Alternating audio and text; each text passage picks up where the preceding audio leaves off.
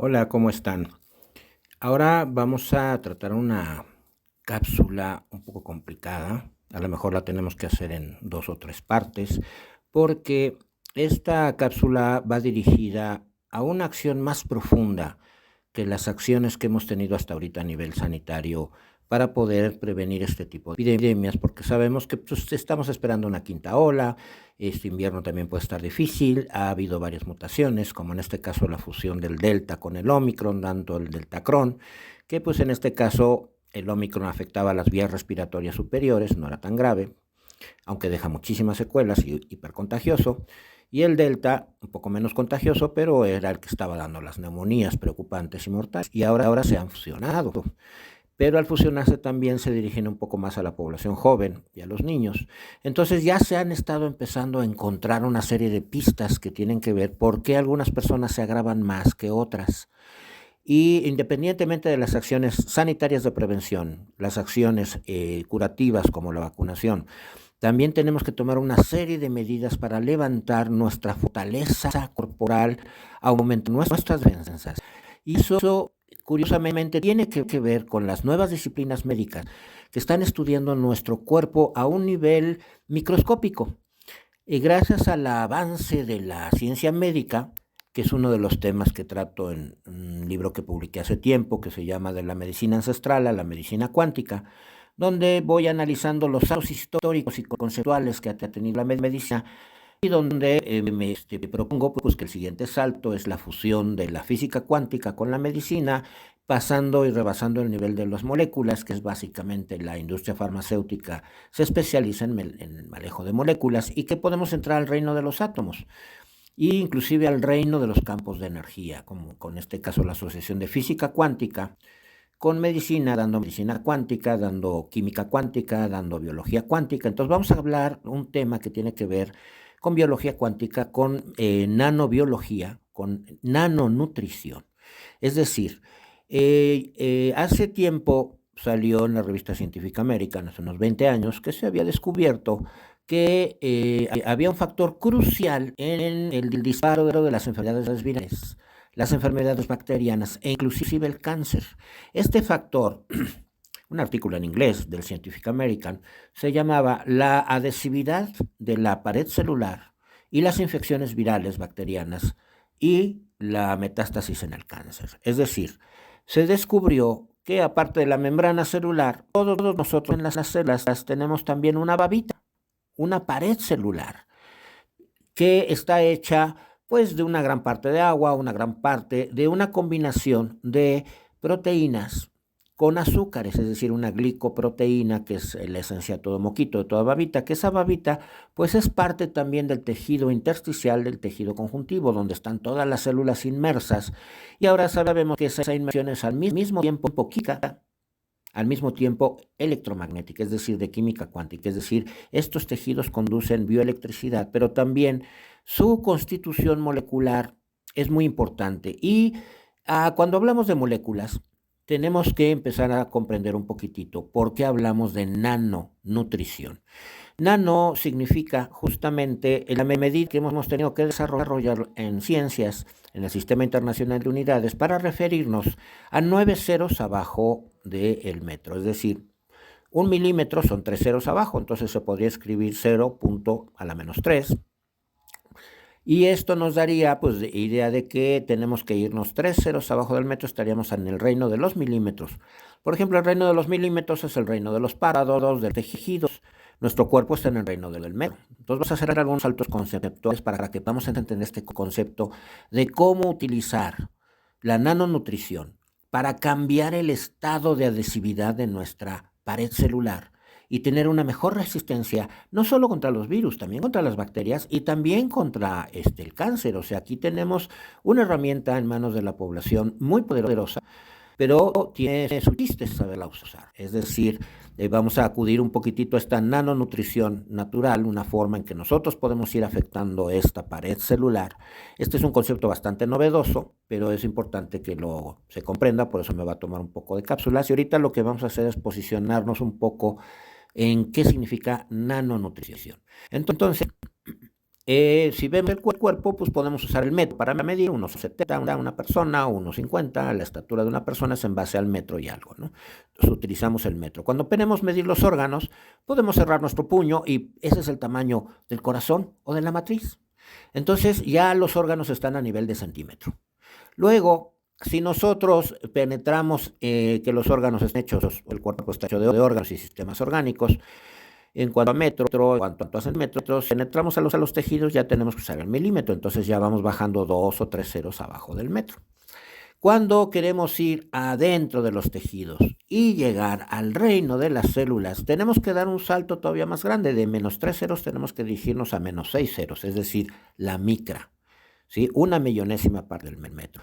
Y podemos poner, por ejemplo, cómo hay células de todos los tamaños. Bueno, la célula más grande es el huevo, pero por ejemplo ya para las células nosotros estamos hablando de células de tamaño microscópico, es decir, ya tienen micras. Por ejemplo, el glóbulo rojo, que conforma nuestra sangre, tiene 7 micras de ancho, ¿sí? Unas 3 micras de espesor, y esto nos da una idea del tamaño de las células. Pero una célula comparada con un virus, pues es comparar el Estadio Azteca con un alfiler, es decir, todavía falta mucho para ese salto. Entonces, para llegar a poder afectar al nivel de los virus y tratar lo que ahora va a ser la nanomedicina, los nanofármacos, que hay investigaciones mexicanas aquí, inclusive de una mujer, una ingeniera química, que ha descubierto cómo hacer vitamina C nanométrica. Y ese es el tipo de medicamentos que ha estado circulando ahorita durante la pandemia, que son un enfoque ya diferente a dirigir justamente en un gel antibacterial, porque las bacterias están más grandes. Estamos hablando que las bacterias son células, por lo tanto están en el orden de la micra, pero los virus no, los virus están 3 ceros más abajo, es decir, aparte de los 6 ceros de la micra, tenemos que ponerle 3 ceros más y entonces llegamos al reino del nanómetro. O si le agregamos 10 ceros más, o 10 ceros, llegamos al reino del Armstrong. Nanómetro y Armstrong están colindantes muy cerca. Entonces un nanómetro es la milésima parte de una micra, ¿sí? Y un Armstrong la 10.000ª parte de una micra. Entonces ahí es donde ya entramos al reino de las moléculas. Los constituyentes que tienen que ver con lo que vienen siendo las células, sus organelos celulares, sus membranas, la constitución donde ya nos empezamos a acercar a lo que son grasas, lo que son azúcares, lo que son proteínas. Por ejemplo, una insulina está hecha de unos 20.000 aminoácidos y cada aminoácido es una moleculita pequeña, hay 20 esenciales y por eso tenemos que estar consumiendo proteínas, ya sea vegetales o proteínas animales, para poder sustituir estos aminoácidos que desgastamos. Entonces, este concepto es muy importante para que se comprenda cómo para poder llegar al reino de las células, poder afectar su pared celular, cambiar nuestro velcro, es decir, la capacidad que tienen nuestras células de fijar a los virus, a las bacterias y al cáncer. Es decir, este tipo de trabajo en nanonutrición nos levanta las defensas frente a tres tipos de enfermedades bacterianas, virales y tumorales. Esto, por lo tanto, es un concepto muy importante que yo sospecho que en el futuro cada vez se va a ir más, desarrolla este concepto de nanonutrición y poder aquí establecer una salud celular muy, muy superior. Y parece ser que justamente la composición química de esta pared celular y de la matriz en donde se fijan los virus, que es tejido intersticial, sus receptores, como por ejemplo en este caso el receptor del COVID es esta enzima convertidora de angiotensina número 2, que es una llave cerradura, digamos, dentro de una casa, pues una llave cerradura es pequeñita, entonces dentro de la célula, la llave para entrar es donde el virus ataca esa cerradura y cambiando esa babita celular, inclusive la polarización eléctrica, esta característica nutricional, el virus puede que tenga menos lugares para pegarse, o sea, por eso estoy hablando simbólicamente como de un velcro molecular.